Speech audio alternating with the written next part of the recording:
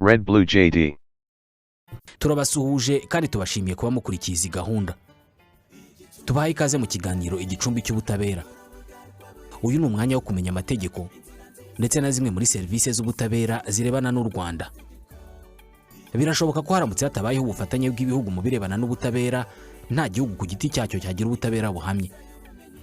Igihe cyose habaho icyuho aho umuntu yakora icyaha mu gihugu kimwe agahungira mu kindi, ubwo akaba asa n'ubaye umwere, ibyaha bishobora kuba byaba byinshi mu bihugu. Gusa ibi siko bimeze, kubera ko habaho ibyitwa guhererekanya abakekwaho ibyaha cyangwa se abanyabyaha hagati y'ibihugu by'isi. Iki gice cy'ubutabera kirareba u Rwanda cyane kubera ko ari igihugu cyabayemo jenoside, bivuze ko hari umubare munini w'abagize uruhare muri jenoside yakorewe abatutsi bahungiye mu mahanga, kandi u Rwanda rwifuza kubaburanisha. Hari amategeko n'amasezerano mpuzamahanga agira icyaha cya jenoside icyaha mpuzamahanga, bivuze ko buri gihugu cyayasinye gikwiye kugira uruhare mu gukurikirana no guhana ukekwaho kugira uruhare muri jenoside. Ni amasezerano yasinywe mu mwaka w'1948. Usibye iki cyaha cya jenoside cyemejwe nk'icyaha mpuzamahanga, ibindi byaha bikorwa mu bihugu bibangamira amategeko y'imbere muri ibyo bihugu, by'iyo umuntu agikoze agahungira mu kindi gihugu cy'amahanga kugira ngo yohererezwe igihugu yakoreyemo icyaha, binyura mu zihe nzira? Ko mu Rwanda twumva ngo bamwe mu Banyarwanda bakoreye cyangwa se bakekwaho gukorera icyaha mu Rwanda bahungiye mu mahanga, rimwe na rimwe bagarurwa mu gihugu kuhaburanishirizwa, biba byanyuze mu zihe nzira? U Rwanda nk'igihugu gifite umwihariko wo kuba cyarakorewemo jenoside, mu bushinjacyaha bukuru bw'u Rwanda harimo ishami rishinzwe gukurikirana ababa mu mahanga bakekwaho kugira uruhare muri jenoside yakorewe abatutsi. Gusa nanone mu makuru twagiye twumva, Abanyarwanda bakoze cyangwa se bakekwaho gukora ibindi byaha bagiye bagarurwa mu gihugu bavanywe mu mahanga. Ibi byagiye binyura mu zihe nzira? Muri iki kiganiro muraza kumva ibisobanuro bya Jean Bosco Siboyintore, ni umuyobozi w'ishami rishinzwe gushakisha ababa hanze y'igihugu bakekwaho uruhare muri jenoside yakorewe abatutsi. Ndi kumwe kandi na Umugiraneza Françoise, ushinzwe itumanaho n'imenyekanisha bikorwa muri Minisiteri y'Ubutabera. Tubahaye ikaze. Mu by'amategeko uzamenye imikorere n'ububasha by'inkiko mu Rwanda, uzasobanukirwa neza amategeko y'igihugu. Ubwo inkiko gacaca zasozaga imirimo yazo mu mwaka wa 2012, mu Rwanda hari amadosiye arenga 71,000 y'imanza zaburanishijwe abaregwa badahari. Benshi muri aba babaga mu bihugu by'amahanga, harimo n'abiyoberanyije. Mu mwaka wa 2007 hashinzwe urwego rushinzwe gushakisha ababa mu mahanga bakekwaho kuba barasize bakoze jenoside yakorewe abatutsi. Ibi byarakozwe kandi abenshi barafashwe, abandi bagarurwa mu Rwanda. Ariko se bigenda bite ngo u Rwanda rusaba igihugu cy'amahanga kurwoherereza umuntu ukurikiranyweho jenoside? Bwana Siboyintore: ihangane ubanze wumve ubutumwa ho gato, nyuma yabwo ikiganiro kirahita kijyamo. Hari abacuruzi bafite ibicuruzwa na serivisi nziza, ariko bafite ikibazo cy'uko abantu benshi batazi ubucuruzi bwabo. Hari icyo wakora, ibihumbi n'ibihumbi by'Abanyarwanda bakarara bamenya ibikorwa byawe. Muri RedBlue JD bakwereka uko ubigenza ubucuruzi bwawe bukamenyekana, kandi n'abakiriya bakarushaho kukwegera no kukwizera. Bafotora ibikorwa byawe, bagasobanura ubuziranenge bwabyo, bakanabimurikira abakiriya. Bafotora abageni, bakanababikira video z'ubukwe bwabo kuri YouTube, ku buryo nta kibazo cyo kongera kubura amashusho cyabaho. Abaririmbyi babakorera amashusho y'indirimbo zijyanye n'igihe, bakanabafasha kumenyekanisha ibihangano byabo. Abantu basobanutse bamaze kumenya ibyiza byo gukorana na RedBlue JD, bakorera munsi y'isoko rya Kimisagara werekeza Nyabugogo. Wahamagara kuri 0788 36 53 55. Sabe bwacu bushingira ku mategeko mpuzamahanga. Mbere na mbere kubera ko ari jenoside ni icyaha mpuzamahanga, ni icyaha ubundi gifite bw'umwihariko amasezerano mpuzamahanga akigenga yo gukumira ndetse no guhana icyo cyaha, y'itariki 9 z'ukwa 12 mu 1948, aho ibihugu byishyize hamwe nyuma y'intambara y'isi ya kabiri ndetse na muri 1945, aho noneho jenoside yari imaze no gukorerwa abayahudi, Holocaust. Ibihugu byishyize hamwe bishyiraho aya masezerano mpuzamahanga akumira akanahana n'icyaha cya jenoside, ndetse ibihugu byinshi birayitabira birayasinya, kuko ubu ngubu hariho ibihugu birenga 150 byasinye ayo masezerano. Birumvikana rero ko itegeko rya mbere rikurikizwa mu gusaba abo bantu. Mu ngingo yabyo ya 8 ivuga ko abanyamuryango bahuriye kuri ayo masezerano bagomba guha igihugu cyasabye umuntu wese ukekwaho jenoside kugira ngo ajye kuburanisha. Ariko kandi hakaba hariho n'ihame mu mategeko mpuzamahanga, muzi ko abagereki, abaromani ndetse bakoresha ikilatini cyane, biba mu kilatini aho bavuga ngo autodedere autojudicere, ni ukuvuga ngo buranisha ukekwaho icyaha cyangwa se umwohereze ikindi gihugu kiza kumuburanisha. Iyo ni ihame rero rizwi mu mategeko mpuzamahanga. Ibyo bihugu rero biba bicumbikiye umuntu, iyo ari igihugu cyasinyira amasezerano mpuzamahanga yo gukumira no guhana icyaha cya jenoside, abamureba iyo ngingo ya 8 ishingirwaho. Ntabwo twebwe turagira mu Rwanda, ntabwo turasinya turajya mu cyo bita London scheme. London scheme ni scheme ihuriweho n'ibihugu byo muri Commonwealth. U Rwanda rwagiye muri Commonwealth mu 2009. Birumvikana ko hari ibyo tutari twakora, ariko aya masezerano nayo tugomba kuzayashyiraho umukono kugira ngo adufashe. Ni amasezerano areba ibihugu byose bigize umuryango w'ibihugu bikoresha icyongereza cyangwa Commonwealth countries, aho noneho iyi London scheme ireba inavuga ku byerekeranye no guhanahana abanyabyaha kugira ngo baryozwe ibyo bakekwaho. Mu kwezi kwa kabiri k'umwaka wa 2018 Sena y'u Rwanda yemeje burundu amasezerano yo kohererezanya abakekwaho ibyaha n'ayo kohererezanya abanyabyaha yagiye asinywa hagati ya za guverinoma z'ibihugu mu bihe bitandukanye. Leta y'u Rwanda yari yarasinyanye na Zambia i Lusaka mu kwezi kwa gatandatu mu 2017 amasezerano yo kohererezanya abakurikiranyweho ibyaha n'abahamwe nabyo. Mu 2017 kandi mu kwezi kwa kane Leta y'u Rwanda yari yasinyanye amasezerano nk'aya na Ethiopia. Mu 2017 nanone iri Longwe muri Malawi hari hasinywa amasezerano hagati ya Leta y'u Rwanda n'iya Malawi yo guhererekanya abakekwaho cyangwa se abakoze ibyaha. Kubera icyo ari ngombwa ko Leta isinya amasezerano na buri gihugu ikekamo abakoze ibyaha yifuza guhana. Kugira ngo bazohereze umuntu ni ngombwa ko haba harasinywe amasezerano yo guhanahana abanyabyaha. Noneho hakaba hariho n'ibyaha mwashyize muri ayo masezerano yanyu, extradition treaty, bivuga ko ibi byaha runaka uzabikora agahungira muri iki gihugu, tuzakoresha aya masezerano tumubasubize cyangwa se mumusabe tumubasubize. Ibigenda bite rero iyo adahari? Si ukuvuga ko nanone habaho ubutabera butatangwa. Ibihugu nanone bigira imikoranire yabyo. Ibihugu bishobora kuba nta masezerano hari yo guhanahana abanyabyaha, ariko hariho umunyacyaha wanyereje umutungo nk'uko wari ubivuze agahungira mu kindi gihugu tudafitanye amasezerano. Icyo gihe nanone ibihugu bishobora gukora amasezerano areba wa muntu wenyine, ibyo bita MOU, agreement kuri wa muntu, kuri cya kibazo cyonyine. Nubwo hatari amasezerano yo guhanahana abanyabyaha muri rusange, ariko noneho tugiye gukorana amasezerano, noneho bayakora bashingiye kuri principe ya reciprocity. Ni ukuvuga ngo muduhe umuntu, namwe nihagira icyo mudukeneraho, nihagira umunyacyaha uzahungira iwacu, tuzamubaha dukurikije amasezerano yo bwumvikane dukoranye. Ari byo bita the principle of reciprocity, kugira ngo noneho hatabaho vacuum ya impunity. Icyo gihe rero birashoboka. Ese ayo masezerano ntago yaba bya bindi mwita wenda ngo jurisprudence, ku buryo n'abandi byakomerezaho ntibongere ngo buri muntu bajye bamukorera amasezerano? Ubutabera bugomba gutangwa, kandi iyo buri butangwe n'ubundi nta kibuza gutangwa. Ibihugu bibiri bipfa kuba byumvikanye.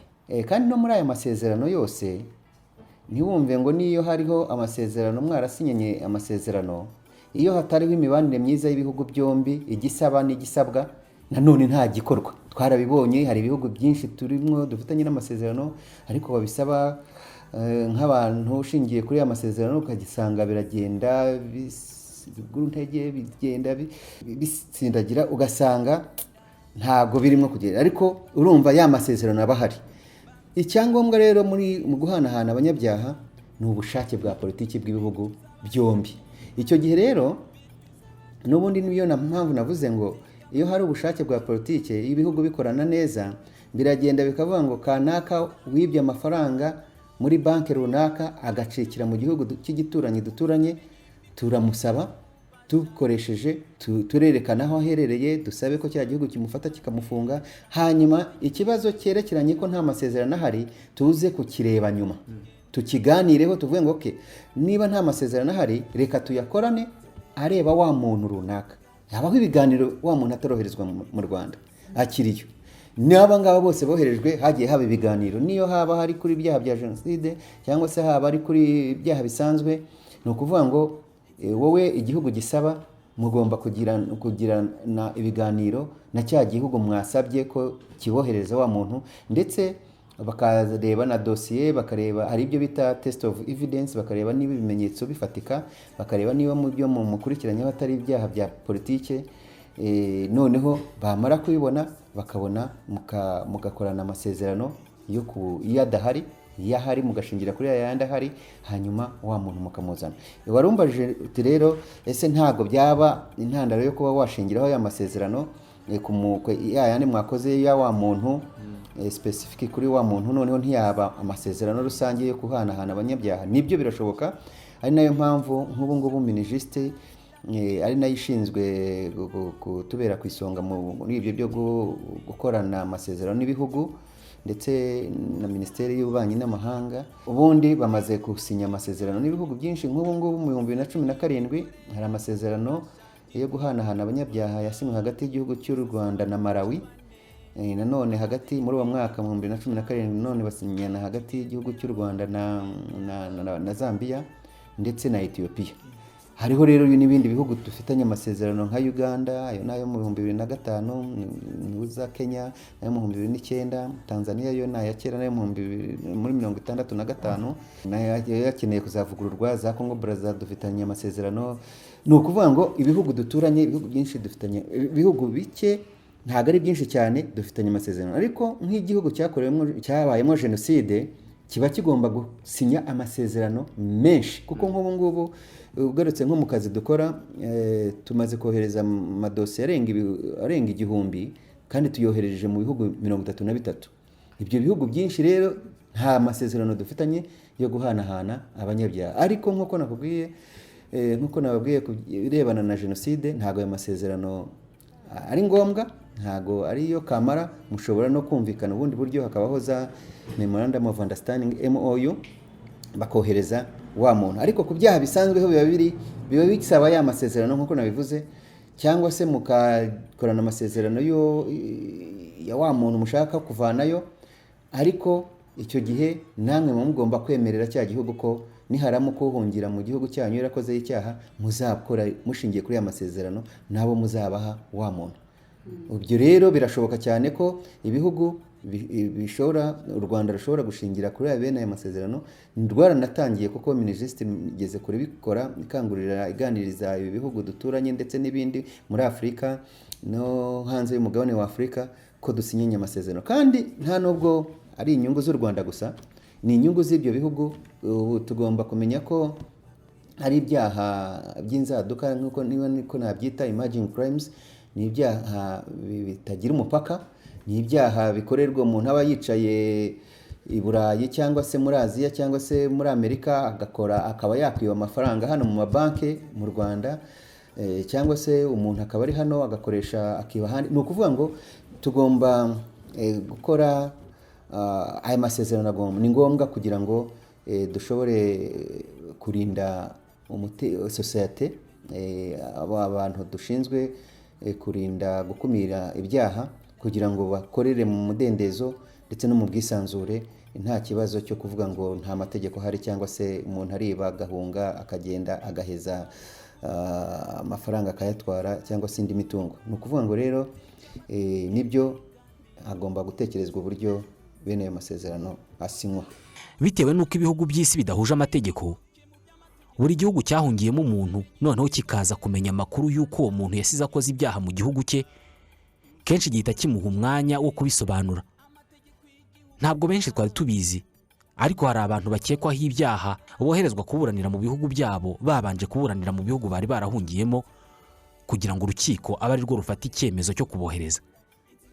Igihugu kimutanga nacyo kenshi kibanza gukora ubushakashatsi ku mikorere y'ubutabera bw'igihugu gisaba uwo muntu ngo kimuhane. Byanze bikunze ugomba no kubaza wa muntu urimo gusabwa dosiye, bagufiteho ibirego bimeze gutya, tuvuge wenda jenoside, wakoreye jenoside hana, dosiye ikayimuha, akashaka abavoka akavuga ati twebwe rero ibi ngibi mutubwira dufite ingingo ziturengera, tugomba kuburanisha, mushyire dosiye mu rukiko, akaburanira muri cya gihugu.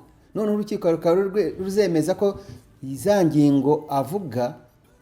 Nk'ubu ngubu aba bantu, reka ngubahe nk'urugero, mbere y'uko ibihugu bitangira kohereza abantu mu Rwanda, twahuye n'imbogamizi ikomeye cyane kubera y'uko abakekwaho gukora jenoside ndetse n'abavoka babo ndetse n'imiryango imwe mpuzamahanga irimo n'iy'uburenganzira bwa muntu bazaga bagashyigikira wa muntu bavuga ko mu Rwanda nta butabera buhaba, inkiko ntizigenga, uwo muntu nagezwayo azicwa, azakorerwa icarubozo, ibintu byinshi cyane. Ariko byatumye tujyayo muri icyo gihugu, urwo rubanza tugiye turaburana, tugaragaza uko ubutabera bw'u Rwanda bwigenga, uko inkiko zigenga, uko abacamanza bashyirwaho, uko dufite amagereza yujuje ibisabwa ku rwego mpuzamahanga, uko dufite amayinite ashinzwe gucungira abatangabuhamya umutekano, byinshi ibyo bavugaga. Noneho inkiko zifata ibyemezo. Buriya umuntu wa mbere bamwohereza hano mu Rwanda bamwohereje mu 2011, ICTR nibwo yafashe icyemezo mu kwezi kwa itariki 18 z'ukwa gatandatu mu 2011, nibwo bohereje urubanza rwa mbere hano mu rubanza rwa Jawe w'inkindi. Ni ukuvuga ngo rero nyuma yaho izindi batwohereje izindi manza zigera kuri 7, ariko nyuma turegeje mu 2008 n'2009 bari baratwimye abantu bavuga ngo ntago twujuje ibisabwa.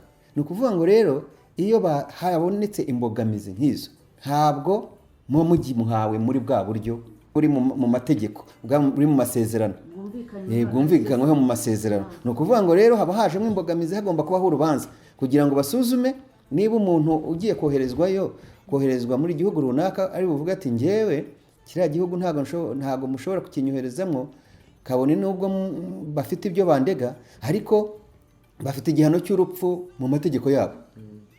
Muzi ko twebwe mu Rwanda twagikuye mu 2007. Ni ukuvuga ngo haba hari ibintu by'imbogamizi nyinshi, cyangwa se akavuga ngo bariya abantu iyi dosiye bavuga ntago ari byo, ni impamvu narahunze kubera ibibazo bya politiki. Icyo gihe rero baba bagomba gusuzuma, urukiko rugasuzuma ko ubusabe bwa cya gihugu busaba uyu muntu budashingiye ku mpamvu za politiki, ko ahubwo ari icyaha yakoze, ahubwo arimo guhunga responsibility yo kugira ngo akurikiranwe. Icyo gihe rero bijya mu rukiko. Urumva haba harimo impamvu zigomba gusuzumwa n'urukiko. Igihe rero uregwa nta mpamvu agaragaza ko azagirirwa nabi, nta mpamvu yazanye, Minisiteri y'Ubutabera ishobora gushyira, ndetse n'ubushinjacyaha muri iki gihugu bashobora gufata bashingiye kuri ya masezerano ari hagati y'ibihugu byombi, cyangwa se ya MOU yakozwe n'ubwumvikane bakoranye nagiranye na cya gihugu, wa muntu bakamutwara batarinze kumucisha mu nkiko, kuko nta mpamvu zituma bari bujye mu rukiko. Aho ni kuri extradition ndetse na transfer uko buriya muri ICT yari kiriho mu mategeko yabo bagiraga icyo bita rule 11 bis. Rule 11 bis yari ingingo ya 11 bis nyine ivuga ko mu manza bari bakurikiranye bashobora kugira zimwe zo baha ibihugu kugira ngo nabyo bibacire imanza.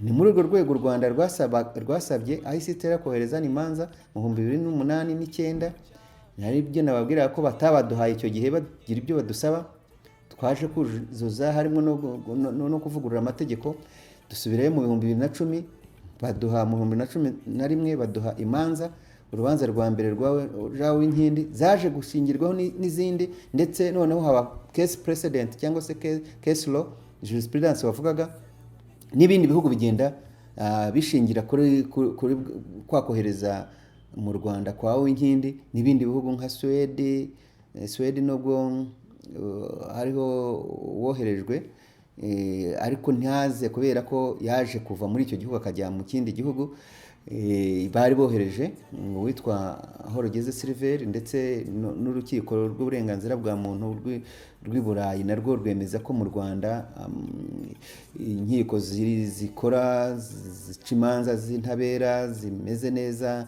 ari ibyerekeranye n'ifunga n'ifungurwa birubahirizwa, ari ibyerekeranye uburenganzira bw'uregwa burubahirizwa, ari ibyerekeranye aho bafungira hujuje ibisabwa ku rwego rw'isi cyangwa se urwego mpuzamahanga.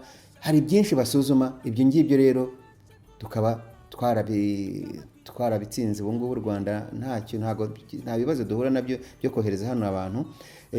Ibyerekeranye rero deportation, hari abandi bantu bazanwa ku buryo bwa deportation ushobora kuba hari abantu bakekwaho ibyaha bajya muri cya gihugu n'ubundi basanga bahatuye mu buryo bunyuranyije n'amategeko, cya gihugu kigafata ba bantu kikabohereza mu gihugu akomokamo.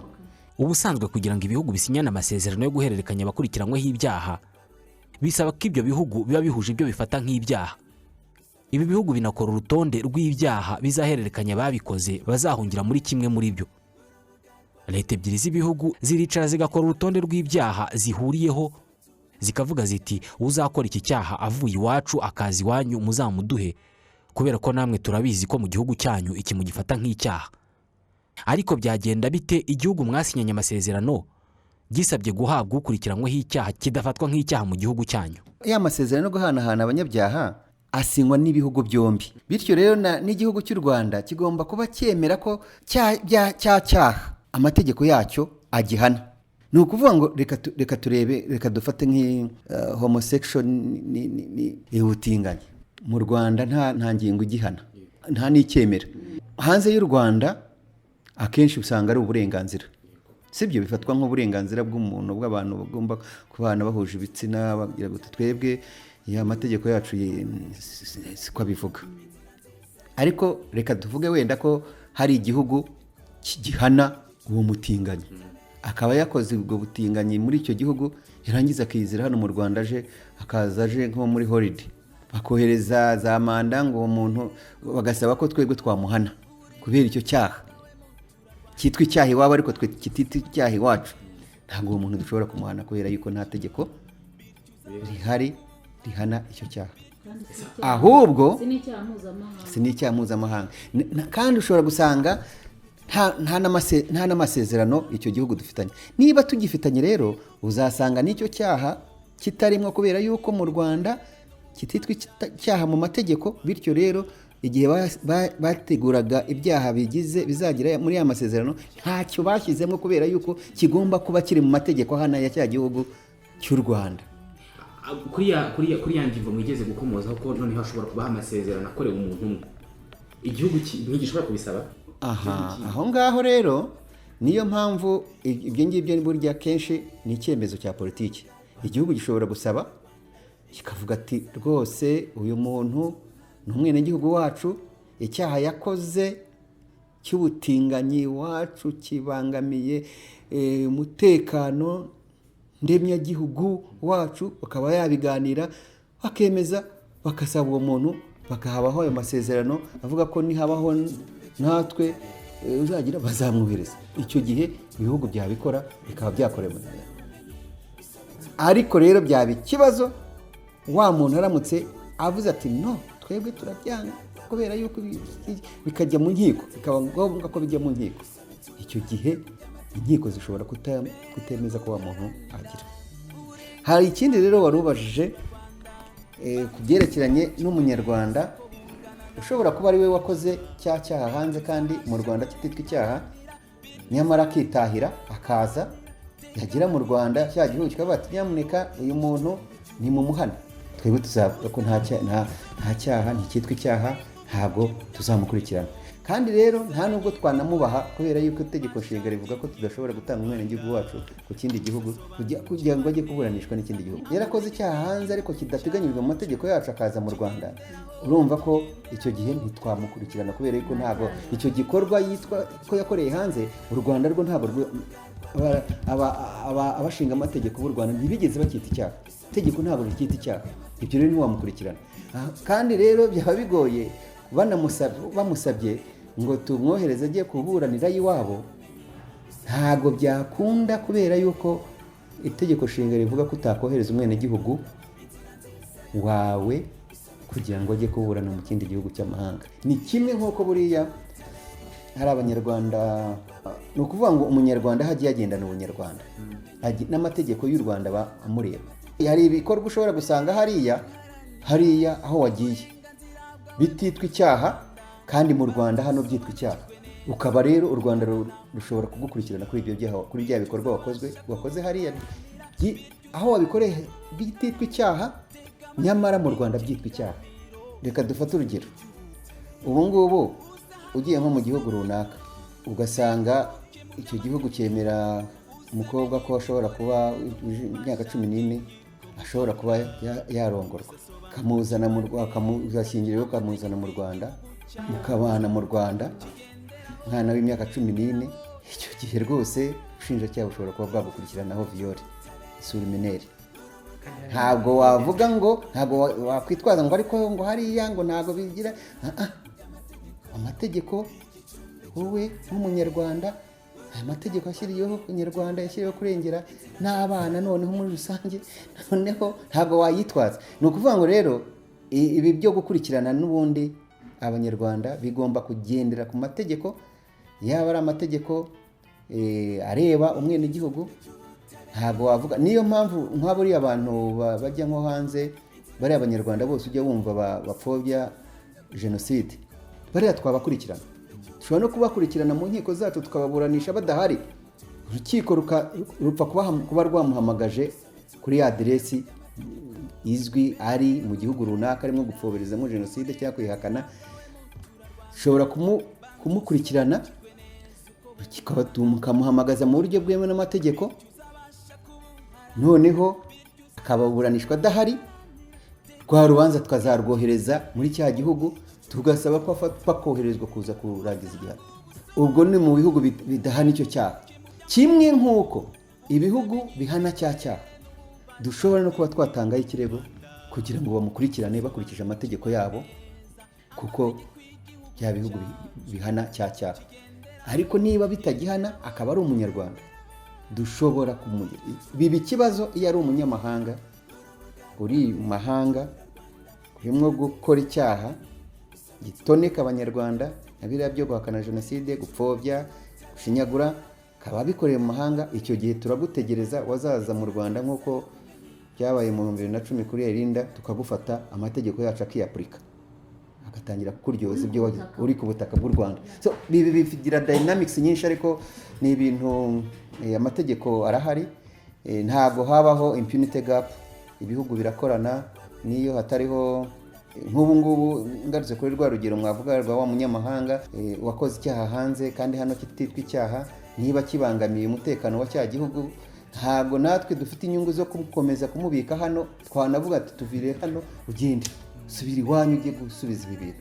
Kuba uyu munsi hari umubare munini w'Abanyarwanda bakoreye ibyaha mu Rwanda bagahungira mu mahanga bakomeza koherezwa kuburanishirizwa mu Rwanda, ni ingingo igaragaza iterambere ry'ubutabera bw'u Rwanda ndetse n'icyizere bukomeza kugirirwa.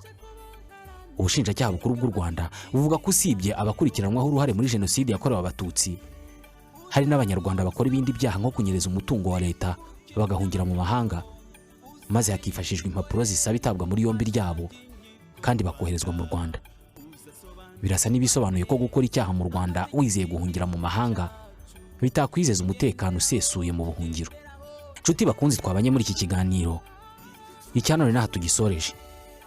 Tubashimiye ko mudasiba gukurikira ikiganiro Igicumbi cy'Ubutabera, ikiganiro cya Minisiteri y'Ubutabera mukurikira kuri Isango Star buri kuwa gatandatu isaa 9 z'umugoroba. ndashimira bwana Jean Bosco Siboyintore wagize uruhare muri iki kiganiro, naho Umugiraneza Françoise wamfashije kugitegura.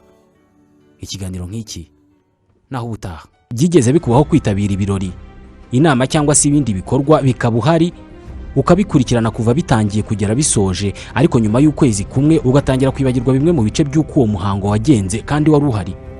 Niba urimo kureba aya mashusho nuko udashobora kwihanganira kureba amashusho no kumva amagambo atari meza. Turi miliyari 7 z'abantu kuri iyi si. Abarenga miliyari 4 muri twe dukoresha internet. Buri wese muri twe arihariye, ateye ukwe, afite ibyo akunda ku giti cye adahuje n'undi wari we wese. None niba dutandukanye, kubera iki twagira ubwoko bumwe bw'ibirori? Kubera iki inkuru zacu abantu bazi barakimwe? Ntabwo bikiri ibanga ko ari we wese ko uyu munsi RedBlue JD ari kompanyi ifata amashusho ikanayatunganya igakoramo inkuru cyangwa se ibyegeranyo bidashobora guhaza ijisho cyangwa se ugutwi ko ari we wese inshuro imwe. RedBlue JD ni inkuru yo kubara, ariko cyane cyane ni inkuru ivuga uburyo abantu bafata amafoto meza y'ubukwe n'ibindi birori. Inkuru y'uburyo babika amashusho y'ibirori n'ibindi bikorwa kuri internet, ubwo ukabubonye uburenganzira bwo gutunga amashusho yawe ubuzima bwose. Nta muntu nzi wakoze ibirori, inama n'ibindi bikorwa ngo areke gushimishwa no kongera kugira bya byishimo cyangwa se kwiyumva nk'uko yiyumvaga cya gihe. Ibi bikaba atagombye gusubiramo bya birori, ahubwo akabikesha amashusho n'amafoto yafashwe mu buryo bwiza. Umuntu wese uvuze ibirori bishingiye ku muryango no ku mibanire abavuze ubukwe. Uvuze ubukwe bwagenze neza abavuze amashusho n'amafoto yabwo yafashwe neza. Uvuze amashusho n'amafoto yafashwe neza mu bukwe, mu nama no mu bindi birori abavuze RedBlue JD. RedBlue JD ni indi nyito bakoresha iyo bashaka kuvuga filime mbarankuru zikozwe mu mashusho meza n'ubutumwa butava mu mutwe w'uwabwumvise. Hari ikibazo kimwe kirebana n'iyi ngingo. Ibi byose mwabikoraga mute RedBlue JD itaraza? Wahamagara kuri 0788 36 53 55.